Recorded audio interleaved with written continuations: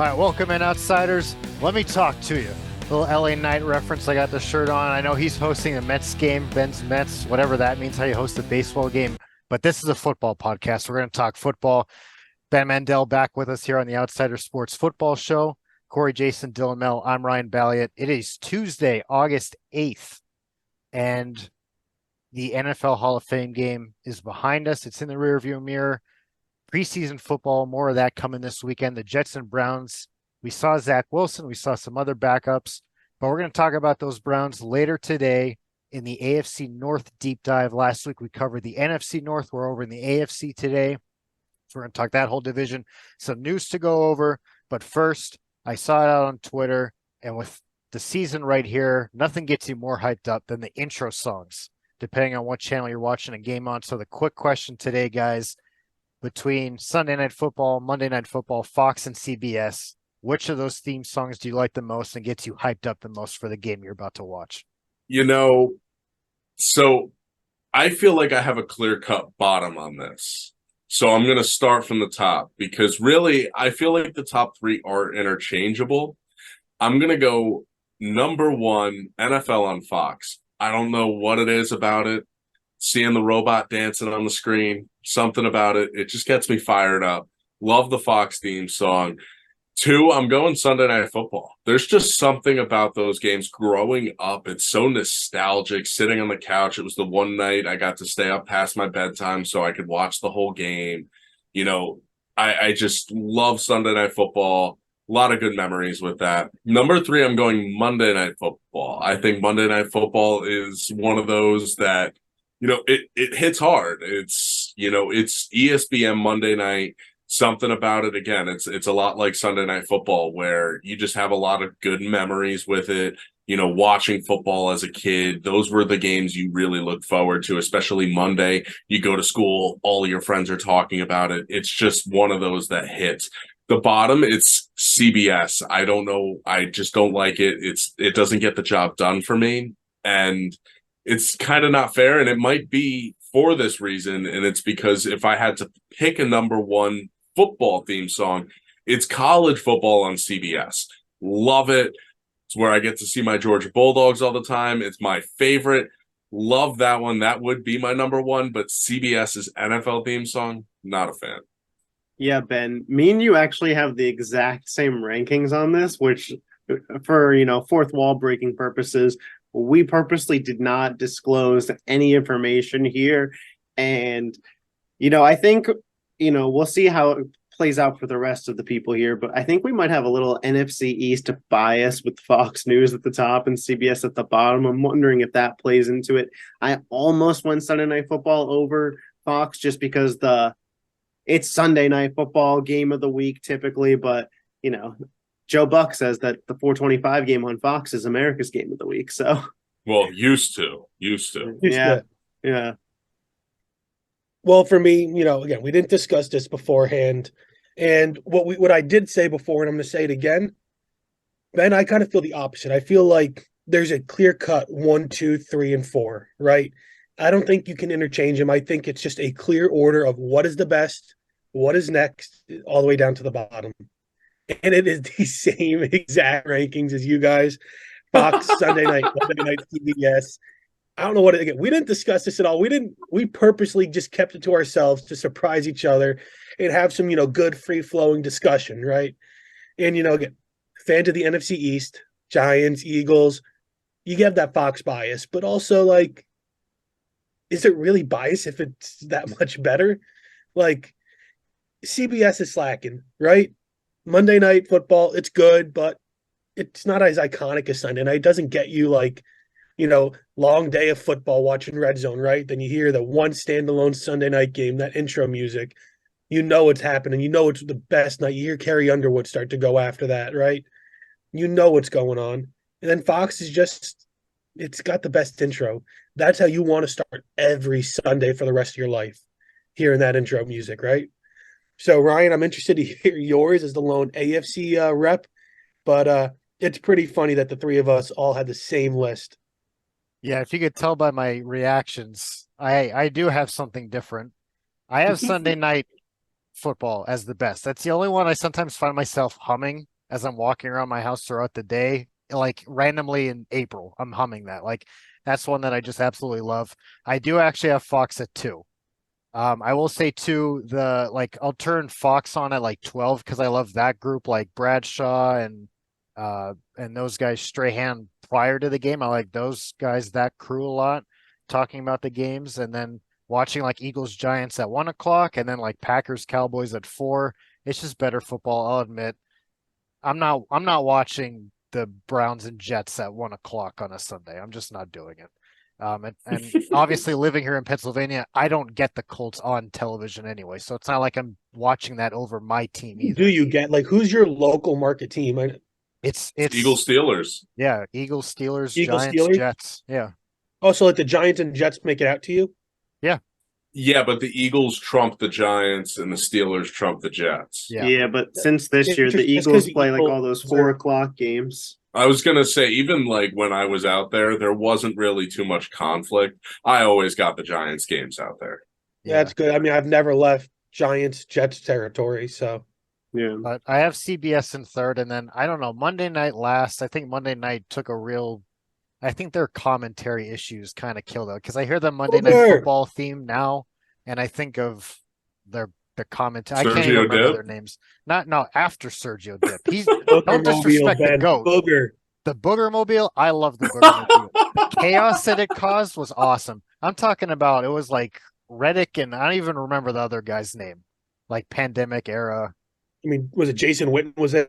No, it wasn't. I cannot No, remember the it guy's was name. That's how Joe. bland it was. It was like Tessitore or something, I right? think that, yeah, I think so. I, So it's I, just I watch the Manning cast now. That's my Monday night go-to. I was gonna say everyone I know watches the Manning cast.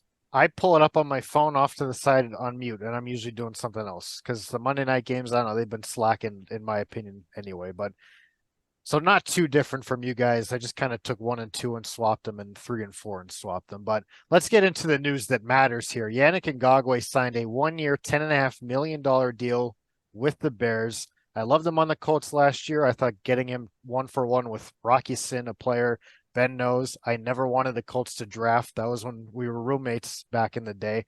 I knew it was going to happen. It happened, and I was still mad. So to get a true pass rusher like Ngakoue, I thought was awesome. He played pretty good for us, but off he goes to rejoin, or I guess no, he didn't with Eberflus there, but Eberflus pucks another guy from the Colts, even though he didn't coach him there. But Ngakoue goes to the Bears, and we talked about, at least Corey was here for the show last week, NFC North. So Corey, give me your perspective. Does that move the Bears up at all for you? Over, I don't even remember. Did you have them over Green Bay already, or No, they were in last place, and this just makes them slightly better compared to the Packers. Maybe they could overtake the Packers with this. I still don't think so. I think the Packers are being pretty slept on. To the more I think about it, the more I look at camp. I still don't think my my rankings change. Vikings, Lions, Packers, Bears. Ngakoue's a great get for the Bears, but I just, unless Justin Fields has a Jalen Hurts type leap in the season, the Bears still are going to be basement dwellers.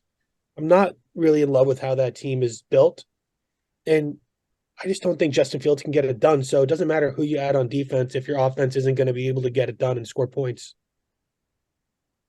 yeah, fair enough. So let's move on. A couple notes on running backs around the league. We know the current landscape of the running back market, but Alvin Kamara suspended for 3 games. The hammer finally came down. We didn't know what it was going to be. I heard a lot of discourse about it, especially in terms of fantasy football. Obviously, that's, Kamara has been one of the top names in fantasy football for the past couple of years. And they went out, the Saints did, and got Jamal Williams this year. They drafted Kendre Miller. Earlier today, they were supposed to sign Kareem Hunt, but now he might be on his way to Indianapolis. So we'll continue to watch that situation as it plays out. But for right now, Kareem Hunt not joining the Saints, Alvin Kamara suspended for 3 games.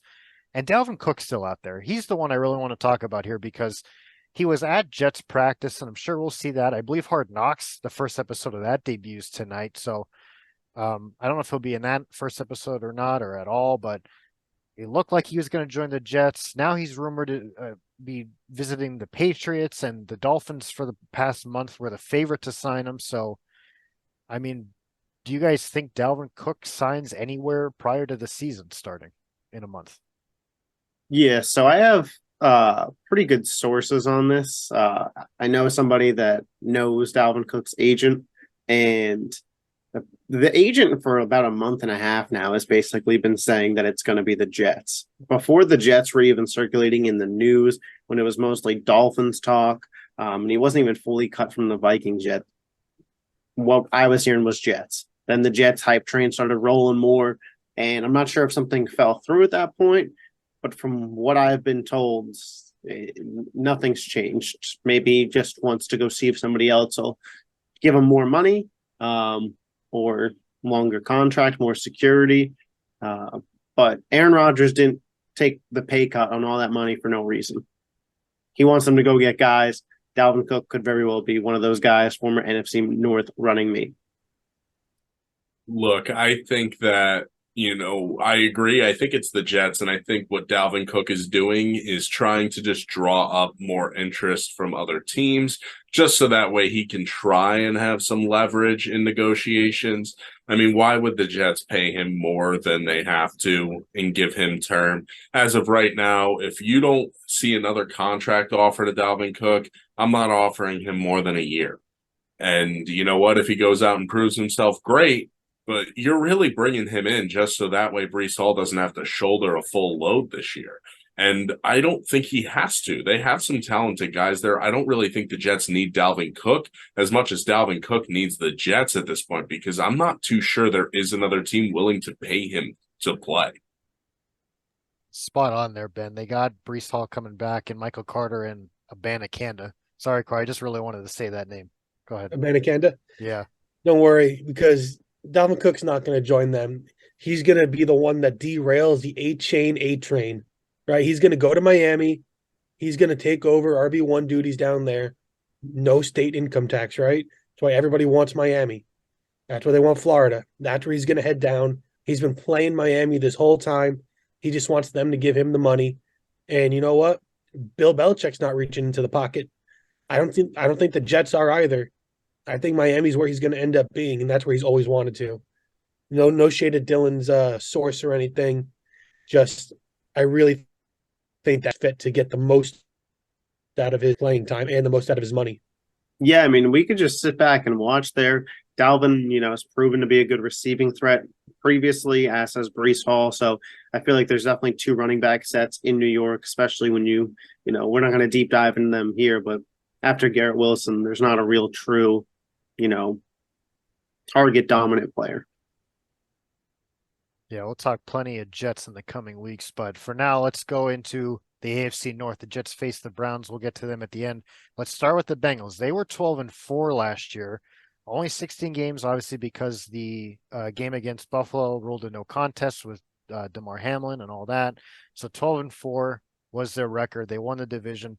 Going into this year, projected win total over under 11.5. So right there with where they've been. They were in the Super Bowl 2 years ago, AFC Championship last year. They bring back Joe Mixon. He took a pay cut to remain with the Bengals. Figured, look, I see what's going on with the rest of these running backs.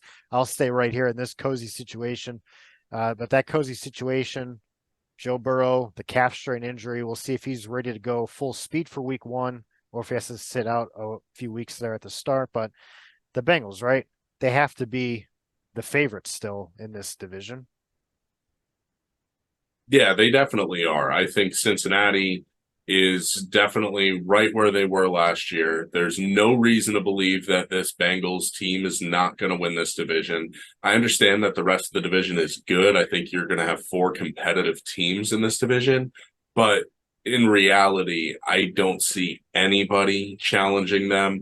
I think as long as Joe Burrow is healthy and is able to stay healthy, even if he misses the first couple of games, this is a team that can go out there and win 11, 12 games this year. Yeah, Ben, here's what I'll say on that. I do hear where you're coming from that the Bengals should be favorited. But if Joe Burrow has to miss 3 or 4 weeks of the season, we know what Lamar Jackson can do when healthy in the regular season. He wins games at about a 75% clip.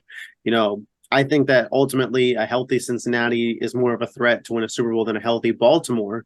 But if you give Baltimore a month advantage with Cincinnati with a backup quarterback. They play in that month. Perhaps you get a tiebreaker. They could definitely make some noise and make Cincinnati a wild card team if Joe Burrow has to miss an extended period of time. Well, yeah, and look, an extended period of time is definitely going to be more. That's him going on the PUP list, right? So I see him maybe, if anything, missing 1 or 2 games from what I'm hearing. It sounds like Joe Burrow's all right. There's no reason to think that he's going to miss 4 games or end up on the PUP list to start the season. And I mean, we'll get into the Ravens a little bit later, but I am just going to say, if you're going to take Lamar Jackson and Joe Burrow away from these 2 teams, which one's better fit to win games? Yeah, and that matchup, Ravens-Bengals, the first one is week 2. So even if Joe Burrow were to miss 2 games, there's a potential tiebreaker right there that I don't want to just rule Baltimore out if they stay healthy. Yeah, I think if Burrow misses more than 2 weeks, those first 2 weeks still, Browns week 1, Ravens week 2, those are division rivals that really all are competing, all have a chance to take that title. There's no team in that division you can write out. So if Burrow misses, let's say he does miss 4 or 5 games like Jamar Chase is telling him to, right?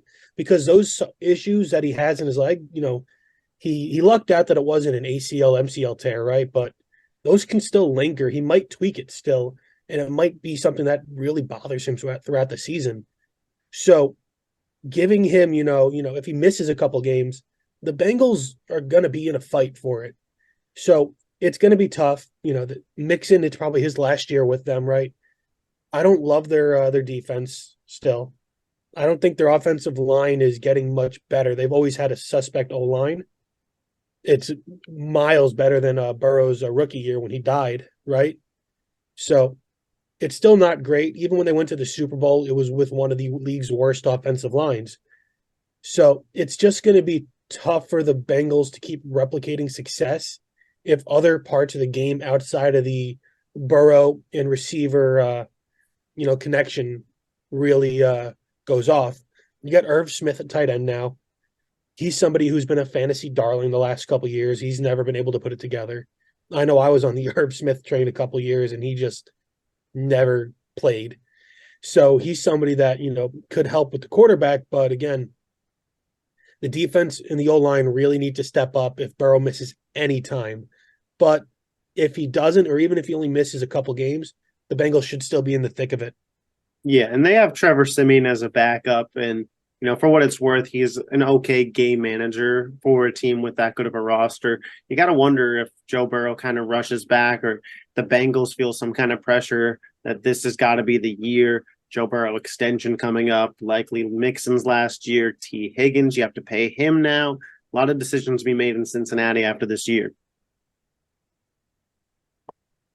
Yeah, I'm sure the Bengals staying focused on this season. And I think despite the deficiencies Corey pointed out, offensive line, less than stellar, defense, kind of suspect at different levels, they've been able to remain in a very competitive spot in the NFL landscape these last couple of years.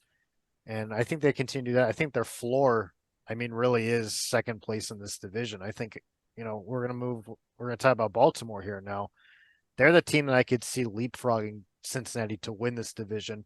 They've always been a good running team, a great defensive team, and they give their offense a facelift. They bring in former Giant legend Odell Beckham. We'll see what he has left in the tank. They had who I think could be, of the rookie receivers taken in the first round, the most intriguing to me is Zay Flowers, because he has the only opportunity of those 4 guys to come in and end up being the wide receiver 1. Maybe Odell doesn't have what it takes anymore. Rashad Bateman has lingering injury concerns. So Quentin Johnston, barring injury, he's not going to outlast Keenan Allen or Mike Williams. Jordan Addison, as long as Justin Jefferson's alive, isn't going to be wide receiver 1 there. So Zay Flowers, I'm interested to see how he gets worked into this offense. But the biggest addition is probably Todd Monken. Offensive coordinator. He was with the Bucs numerous years ago, but the pace of play on this offense is going to be through the roof. They're going to pass the ball a lot more. I'm a big Lamar Jackson defender. We talked about it on the quarterback ranking show back in May. I have him as the 3rd best quarterback in the league, behind only Mahomes and Burrow. So while I don't have him as the best quarterback in this division because of Burrow, I'm a huge Lamar guy. I think he's going to throw the ball great. I think he'll be an MVP candidate. but where do you guys see Baltimore this year? You know, for Baltimore, I put Lamar Jackson in a similar position to Justin Herbert, where, you could be arguably a top 5 quarterback in the league, but you're not the best in your division. And it's tough to swallow that pill when you're that guy and you're that team in that position. Now, you bring up Todd Monken.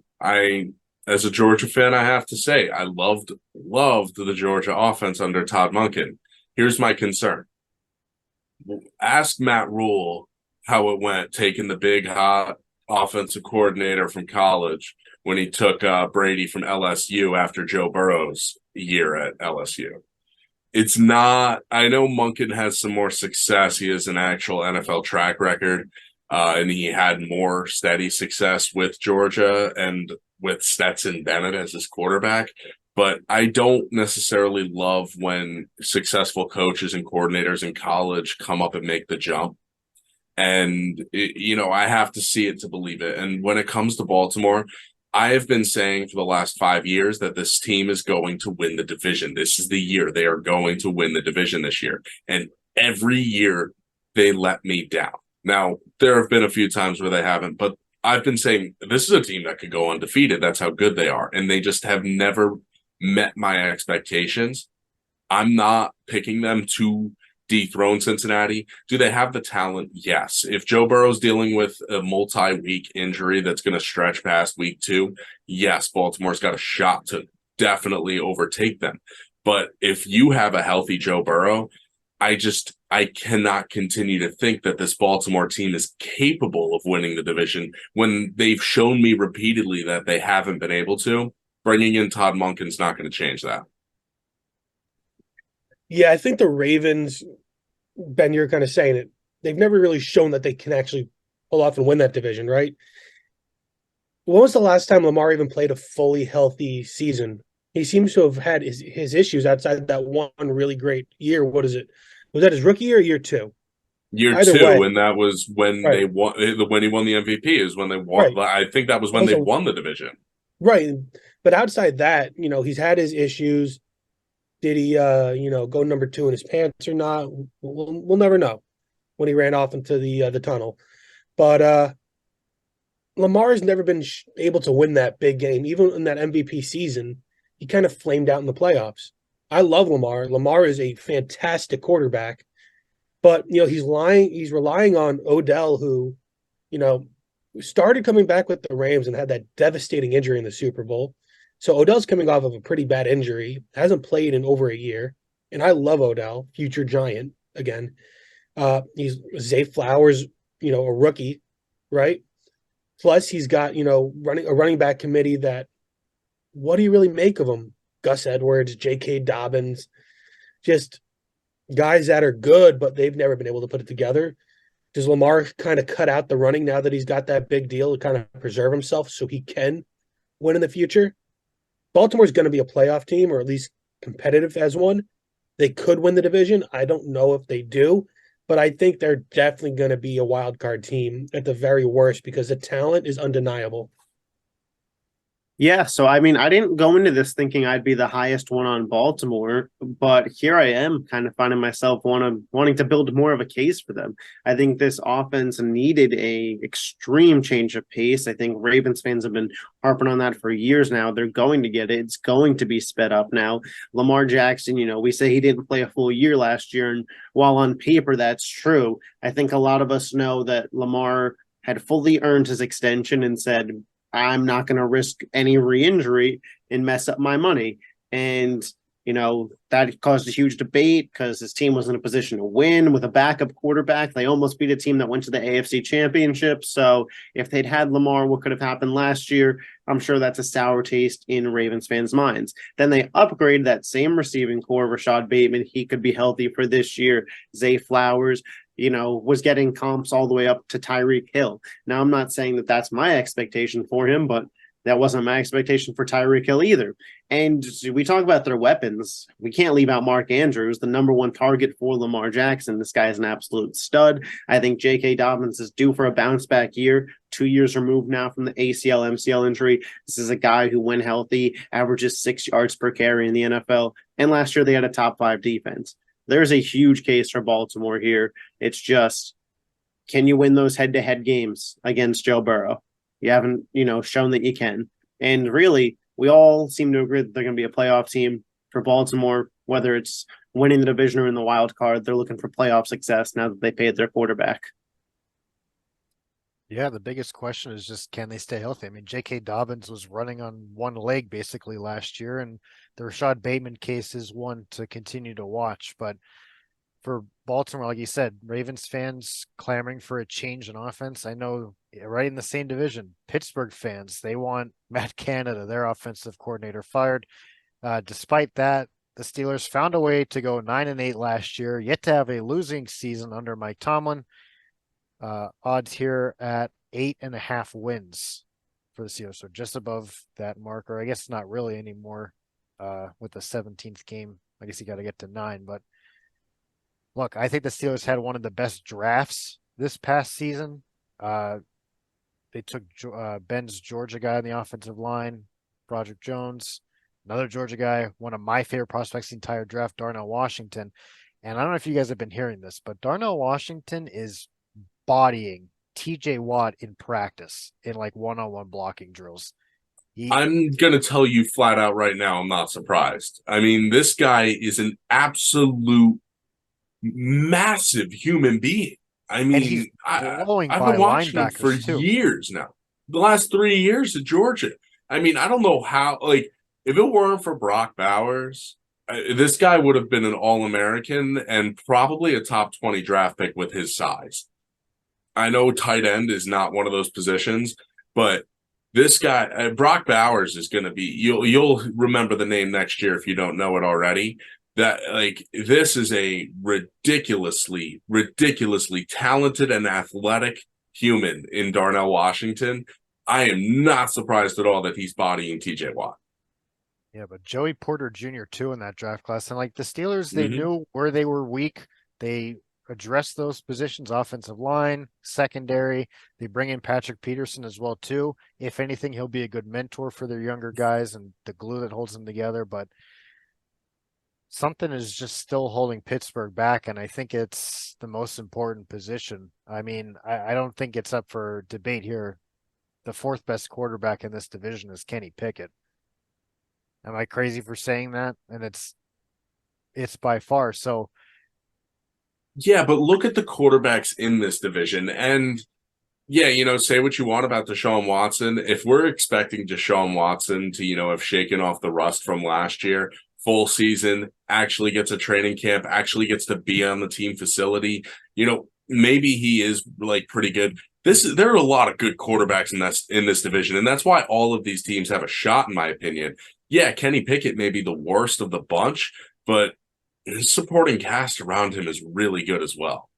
Yeah, and I don't want to sound like I'm attacking Kenny Pickett here, but that's what I wanted to get to was, outside of the Bengals receiver room, this might be the best supporting cast, especially on the defensive side of the ball. You got best pass rusher, TJ Watt, best safety, Minkah Fitzpatrick. That's debatable, but they're certainly up there. And George Pickens is, I mean, we all know the famous draft picture of him looking at the TV with that pose. So we know what he's about. Deontay Johnson didn't score a touchdown last year. Doubt that happens again. Najee Harris is awesome. Like I said, Darnell Washington, but they got Freiermuth as well. So the expectation is they'll be around that 500 record again. But do you guys see them being that much lower than that or any higher than that for Pittsburgh this year? Yeah, I think it's right. No, you go ahead. All right. Yeah. No, I think it's right around that spot. I think this is a team that, they're going to steal some games, but they're also playing in a tough division where I think maybe they win 2 games at most. Yeah, I think Pittsburgh covers around the same spot. Listen, the quality of playmakers on their team just doesn't compare to the rest. When you look for a great running back in this division, you look at Nick Chubb. Great quarterback playmaker, you're looking at Lamar. Great wide receiver playmaker, you're looking at Chase and Higgins. This team just isn't quite there when it comes to offensive talent with the other teams. Yes, their defense is good, but so are the other teams in this division. It is a loaded, loaded division. Kenny Pickett would have to take a massive leap to really elevate the Steelers to compete. I do think they'll hover around that 500 area. Knowing Mike Tomlin, they'll get there somehow, some way. They'll figure it out, but I don't view them as a serious contender to win this division. Is it possible that the last place team has a winning record? This just might be the best, most underrated top to bottom division in football next year. And I feel like that storyline is kind of going under the radar. I think the Steelers are clearly the worst team in the division. At least that's my opinion. And, they're not a bad team at all. They could still be competitive for a wild card spot, that final wild card, right? I think they do fall under 500 for the first time in Tomlin's career, but that's with 8 wins. I don't even think 7 is going to happen. I think if they do fall under 500, it's going to be that 8 and 9, that 8 and 9 spot, and it's going to suck for him because 8 wins should be a pretty even draw, right? So the Steelers, Pickett, not great, but their defense and coaching, I think they have the best coach in all of football, to be honest. So that'll keep them in a lot of games. I don't know if the talent can get them over that hump, but coaching will win you a lot. All right, last team to talk about here today, the Cleveland Browns. They went all in with the Deshaun Watson trade. We know what that is all about in his fully guaranteed contract. He came back from the 10-game suspension last year, and this offense that looked somewhat promising with Jacoby Brissett just absolutely came to a standstill. It was ugly to watch. Now he has a full offseason with the team, ready to go. Nick Chubb is still there. He's awesome. They got Myles Garrett, some other great defensive pieces, a really sturdy offensive line. So I guess it all comes down to what Deshaun Watson are we going to get? Are we going to get the 2020 and prior Deshaun Watson, or has all that time and all those distractions just been too much for Watson? I think this is a reset. This is a guy who's going to come back. Everything that's happened, he's been able to get back on the field, and he's been able to get his feet wet again. I think it's really overlooked, missing a training camp and missing all that time with your team. I mean, you missed 3/4 of the season. Your head's not going to be in it. I think Deshaun Watson bounces back, and we're going to see the gamer that we saw not only come back and get to the national championship, but then beat Alabama after losing to them the year before. Yeah, I'm real excited to see what the Browns look like this year with Deshaun Watson. And when it comes to betting, am I going to bet that the guy that I saw for a 6-game sample size at the end of the season, when they kind of knew that it was a wraps and he was still learning the offense, didn't have full time, whatever emotions were possibly going through his brain through those games? Or am I to believe that it's the guy that we saw for all those years before that won national titles, that had a 24-0 lead on Patrick Mahomes in his house in a playoff game, and took the Texans, an organization that, look at how we talk about them now, to multiple playoff appearances? Deshaun Watson's going to be good again. He still has Amari Cooper there, Donovan Peoples-Jones, Elijah Moore, Nick Chubb. There's some really, really good pieces there, and they're built well in the trenches. They have a top 5 offensive line. They have Myles Garrett. They have Denzel Ward. This team is serious this year. I love the Browns this year. I think the Browns are going to be scary. They are going to surprise a lot of people. Watson had a bad year. Not arguing he's a good person. I doubt he is, but he's a good quarterback. And what we saw with the Texans, I feel like he has to build on that, right? He's got a really good supporting cast. He had DeAndre Hopkins for a while, but Amari Cooper is up there in that upper echelon of wide receivers. He's a fantastic receiver. Elijah Moore coming over from the Jets, great addition. Buried on the Jets, never really got off the ground. Who knows what he's going to be? David Njoku's been there a while. He's a very solid tight end. Good O-line. Nick Chubb is going to be the fantasy 101 next year. I'm calling it now. Nick Chubb, without Kareem Hunt breathing down his neck, is going to be the best running back in all of football this year. I think the Browns could win this division. It's going to be tough. Week 1 against the Bengals is going to mean a lot. I think if the Browns are able to steal that one, if Burrow's not there, that could be a really big part to the tiebreaker. The Browns are going to be for real, and the Browns are going to be scary. Yeah, I bought into the Browns hype a couple years ago. They got that wild card spot, went into Pittsburgh and won, almost beat Kansas City in the divisional round, and I bought in the next year and didn't work out. And you know what? I'm not going to do it again. I'm hearing what you guys are saying. I'm just not as high on the Browns this year as you guys are. At the end of the day, they're still the Browns. And at the end of the day, I think they're still going to be in last place in this division. I have this division finishing the same way. Bengals at the top, Ravens a step or two behind them, Steelers somewhere in that middle ground. Maybe they get the 7th seed, maybe not. And then the Browns a step or two behind them. That's how I got it. Bengals, Ravens, Steelers, Browns. How do you guys have it? I've got it. Bengals, Browns, Ravens, Steelers. I think that the Steelers are the only team in the division that does not make the playoffs then. Yeah, so I have it Bengals, Ravens, Browns, Steelers. At the top, I have Cincinnati with 11 wins, and at the bottom, I have Pittsburgh with 9. It's going to be a real tight division. I only have the Bengals and Ravens getting in, the Browns just missing out for me, but I wouldn't be shocked if one game went another way and the Browns made it to the AFC Championship. Yeah, I'm going Browns, Bengals, Ravens, Steelers. I'm really buying in. I think the Browns and Bengals do end up tied at the top, and that's at 11 wins with the Steelers at honestly, I think they might go down to 7 wins. So like the Steelers struggle at the bottom, but they're sending 3 teams, I think. And honestly, if I'm previewing another division, I think the Chargers might be the ones that are on the outside looking in because of it. All right. Well, we all got the Browns in a different place in this division, but we're all going to be in the same place next time. We're going to talk the NFC South next time here on the Outsider Sports Football Podcast. So be sure to join us then. Check us out on YouTube, Spotify, follow us on Twitter or X or whatever you're calling it these days at Outsider Sports 3. And thank you for listening to another episode of the Outsider Sports Football Podcast. Yeah. Yeah. Kyle Pitts. No Kyle Pitts. Nah. Kyle Pitts. We're taking Travis Kelce in the first.